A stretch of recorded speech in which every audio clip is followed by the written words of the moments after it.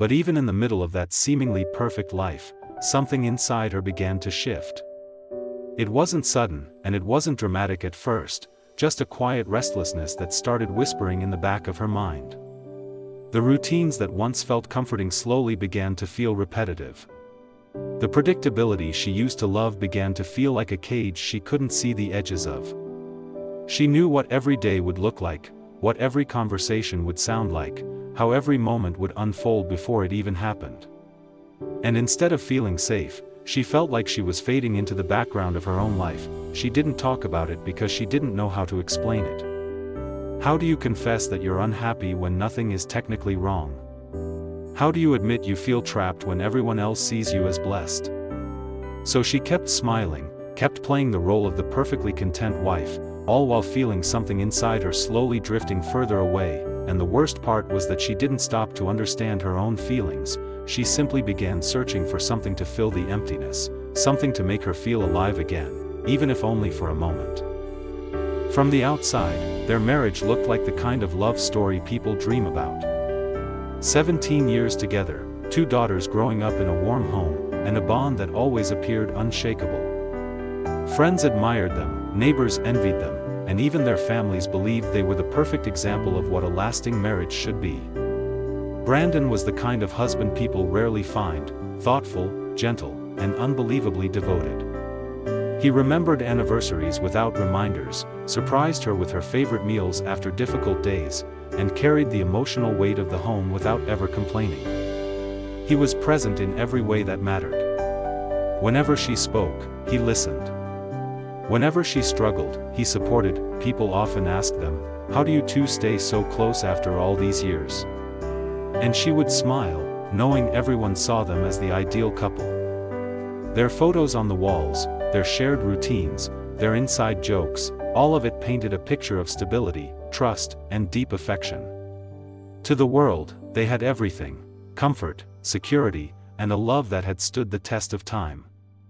And maybe that's what makes what happened next so painful, because sometimes the most perfect-looking lives hide the deepest cracks.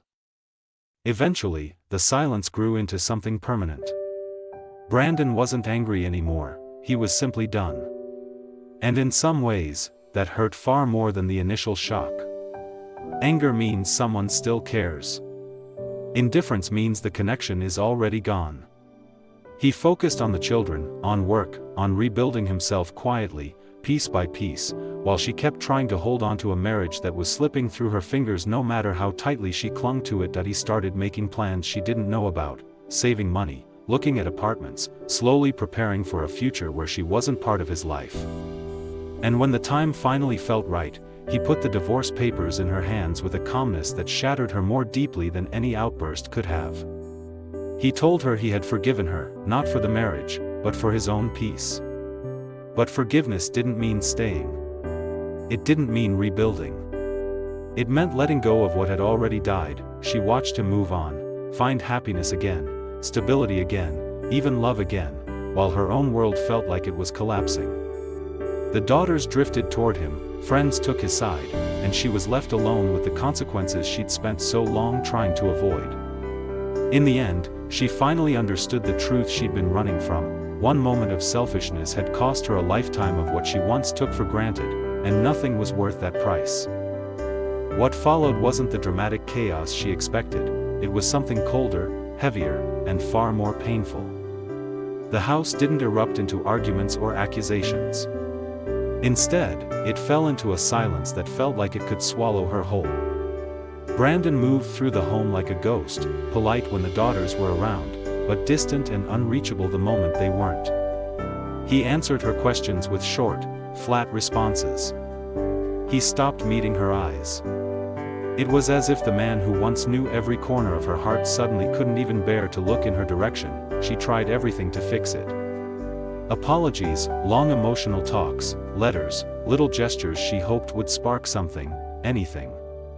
She suggested therapy, weekend trips, even desperately reached for intimacy, hoping closeness could rebuild what she'd broken. But every attempt hit the same invisible wall. His trust was gone, and without trust, love had nowhere left to stand. Therapy became another performance, him responding calmly but without emotion. At home, the silence returned the moment the door closed behind them. The marriage didn't collapse in one blow, it decayed slowly, day by day, until she realized she wasn't living with a partner anymore, she was living with a stranger who used to love her. The truth didn't come out in some dramatic confrontation, it slipped into the light in the quietest, most devastating way. One evening, while she was in the shower, she left her phone unlocked on the bed. A simple message from Eric appeared, one that didn't need any explanation. By the time she stepped out, Brandon was sitting there, holding her phone like it weighed 1,000 pounds. He wasn't yelling, he wasn't angry, not in the way she expected. He just looked broken. A man who had loved fully, trusted completely, and suddenly realized the person he built his life around had been living a lie. When he finally asked, "How long?" his voice didn't shake. It was flat, almost empty, and somehow that was worse than rage. She tried to lie at first, tried to minimize, tried to paint the truth in softer colors. But his silence pushed the real story out of her, piece by piece, until there was nothing left to hide behind. From that moment on, something in him shut down. He didn't argue. He didn't insult her. He simply stepped out of their bedroom and into the guest room, closing the door on the life they once shared. And with that single, quiet decision, everything changed forever. And that's when Eric entered her life, not dramatically, not with fireworks, but with the kind of attention she hadn't felt in years. He wasn't extraordinary, not movie star charming or unusually attractive. But he looked at her differently. He noticed when she changed her hair, complimented her ideas during meetings, and made her feel seen in a way she didn't even realize she had been craving. What started as harmless conversations at work slowly became longer lunches, private jokes, and moments she found herself waiting for more than she ever expected. She kept telling herself it was innocent, that she just enjoyed being appreciated. But the truth is, she was already walking toward a line she wasn't prepared to face.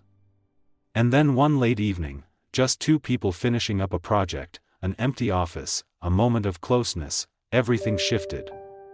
A touch of hands, a spark she hadn't felt in years, and suddenly 17 years of marriage blurred under the rush of something new and forbidden. It didn't stop at one moment. It became meetings behind closed doors, excuses to stay late, deleted messages, and a secret she guarded more tightly than anything else.